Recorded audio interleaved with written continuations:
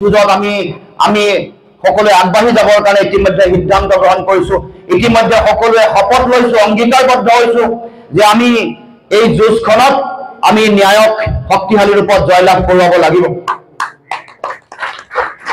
আৰু সেইকাৰণে ইফালে কেৱল মাত্ৰ বিজেপি বা তেওঁলোকৰ মিত্ৰজোঁটৰ প্ৰাৰ্থীগৰাকী আছে, আৰু আনফালে অসমৰ ভাৰতবৰ্ষৰ সংগ্ৰামী জনগণ আছে, ন্যায় প্ৰতিষ্ঠাৰ কাৰণে অহৰ্নিশে কাম কৰি থকা ৰাইজ আছে, জনগণ আছে। কেৱল মাত্ৰ আমি তেওঁলোকক সকলোকে উদ্বুদ্ধ কৰিব লাগিব, অনুপ্ৰাণিত কৰিব লাগিব। ৰাজু চাহু, দুৰ্গা ভূমিজ ডাঙৰীয়াই কোৱাৰ দৰে তেওঁলোকৰ ঘৰে ঘৰে যাব লাগিব, তেওঁলোকৰ দুৱাৰত নক কৰিব লাগিব, টুকুৰ মাৰিব লাগিব। তেওঁলোকে সাজু হৈ আছে। আমি যদি ওচৰ চাপি যাওঁ, আমি যদি তেওঁলোকক আহ্বান কৰো, এই ডিব্ৰুগড় লোকসভা সমষ্টিৰ পৰিৱেশ এনেকুৱা, তাত এনেকুৱা এটা অংক আছে, দেশৰ প্ৰধানমন্ত্ৰী নৰেন্দ্ৰ মোদী ডাঙৰীয়া ইয়ালৈ আহিলে আমাৰ লগত জয়লাভ কৰিব নোৱাৰে, এই কথা নিশ্চিত। আমি কাম কৰিব লাগিব হাতত। এতিয়া তেওঁলোকে এটা নেৰেটিভ তৈয়াৰ কৰি দিছে। নেৰেটিভটো এনেকুৱা যে আনকি প্ৰাৰ্থীগৰাকীও ক'ব লগা হৈছে যে মই 5 লাখ ভোটত জিকিম। এইটো নেৰেটিভ, এটা চাইকলজিকেল ৱাৰফেয়াৰ এৰি দিব কৈছে।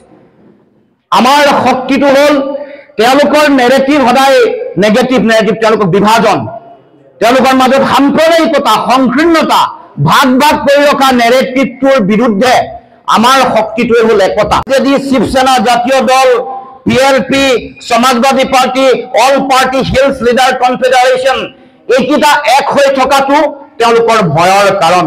আৰু সেইকাৰণে তেওঁলোকৰ এই মন্ত্ৰীসকলে আবুল তাবুল বকা আৰম্ভ কৰিছে। ভয় আৰম্ভ হৈছে। সেইকাৰণে চাইকলজিকেলি মানুহক প্ৰভাৱিত কৰিবৰ কাৰণে তেওঁলোকে ইমান ভোটত জিকিম, সিমান ভোটত জিকিম বুলি কৈছে।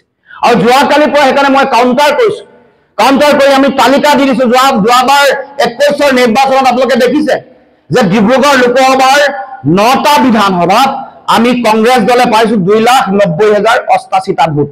ইয়াত চাবুৱা সমষ্টি ইয়াৰ লগত সংযোজিত হোৱাই নাই। চাবুৱা সমষ্টিত 38,000 ভোট পাইছে।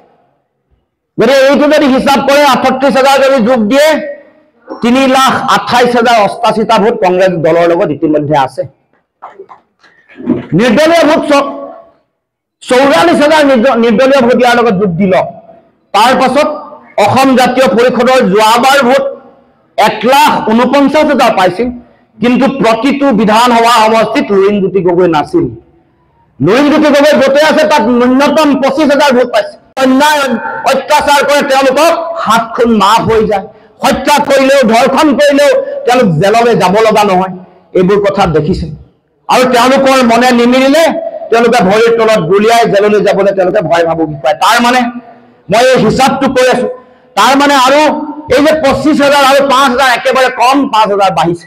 তাৰ মানে 30,000কে প্ৰতিটো সমষ্টিত আমাৰ নামত, মোৰ নামত ভোট হৈছে।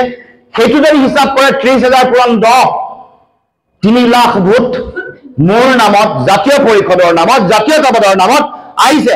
আৰু গোটেইকেইটা যদি সংখ্যা আপোনালোকে যোগ কৰি লয় 3,28,000 যোগ 38,000 যোগ 3,06,61,000 ভোট আমাৰ লগত আছে।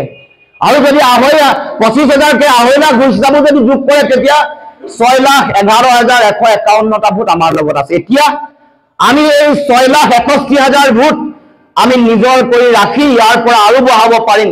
আৰু 40,000 বঢ়ালে 7 লাখ ভোট। 7 লাখ ভোট পালে নৰেন্দ্ৰ মোদী হওক, অমিত শ্বাহ হওক, আমাক পৰাভূত কৰিব নোৱাৰে, এই কথাটো নিশ্চিত। গতিকে ৰাইজ, আমি এতিয়া এই 6,61,000 ভোট যদি নিজৰ কৰি ৰাখিব লাগে, আমাৰ বিৰোধী ঐক্য মঞ্চৰ, আমাৰ নিজৰ কৰি যদি ৰাখিব লাগে, তেতিয়াহ'লে দিন ৰাতি একাকাৰ কৰি আমি ঘৰে ঘৰে, গাঁৱে গাঁৱে প্ৰতিগৰাকী মানুহৰ ওচৰলৈ গৈ, অসন্তুষ্ট বিজেপিৰ ওচৰলৈ গৈ সন্তুষ্ট হৈ থকা বিজেপিকো ক'ব লাগিব যে তেওঁলোকে জাতিটোক কিমান অন্যায় কৰিছে। ভাষা, কৃষ্টি, সংস্কৃতিৰ সাধাৰণ মানুহ, মেহনতি জনতা আমাৰ ওচৰ হয়।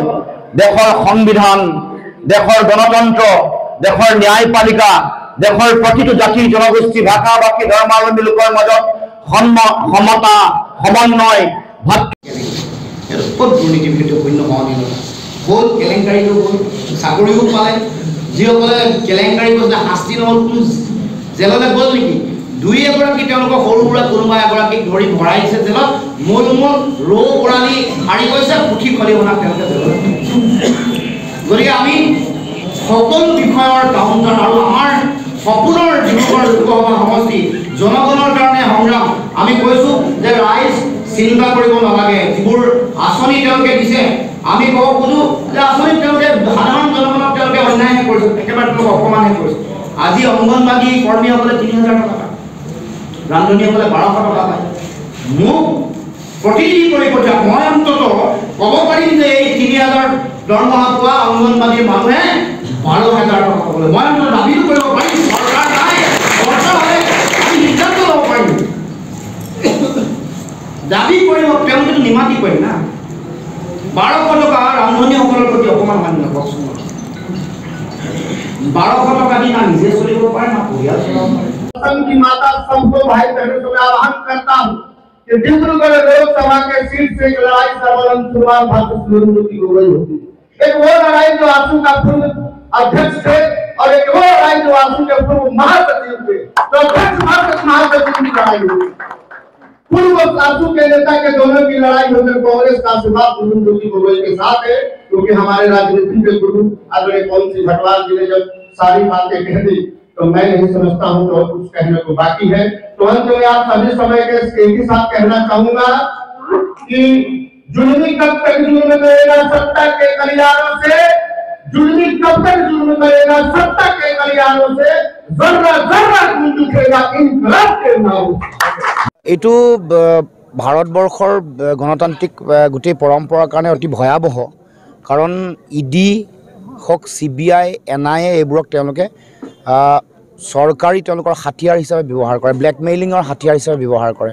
যেতিয়াই তেওঁলোকে কোনোবা এগৰাকী ব্যক্তিক অন্যায় কৰিবলৈ ইচ্ছা কৰে বা তেওঁৰ উত্থান বা তেওঁৰ বিভিন্ন ধৰণৰ প্ৰতিবাদী কথা বতৰাই চৰকাৰক হলঠেকত পেলায়, তেতিয়া তেওঁলোকক যিকোনো ধৰণৰ এনেকৈ কেছ জাপি দি তেওঁলোকক কৰায়ত্ব কৰে আৰু যেতিয়ালৈকে কেছ নিষ্পত্তি নহয় তেতিয়ালৈকে তেওঁলোকক জেলত ৰাখিব তেওঁলোকে পাৰে।